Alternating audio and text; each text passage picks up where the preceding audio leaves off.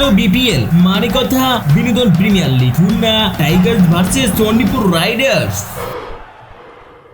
মার্শাল্লাহ মার, মেরে একেবারে তেনা তেনা করে দে।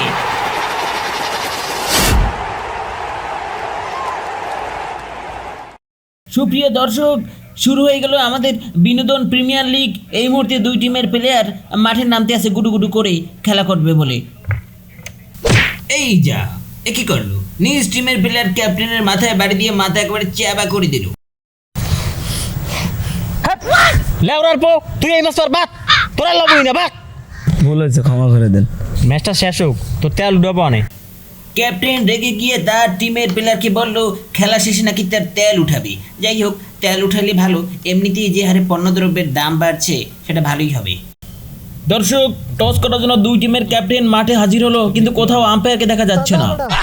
কত দেখছি এরম তোর নাম সঙ্গ ফুলাপান, মোরাও দায়িত্ব পারবো না, দেশ কেন কি খেলি। আরে যা বড়া, তোরে দেখ গেল মুয়ানে। আরে যা, দেখা দেই তো পরে হবি। আম্পিয়ার কই?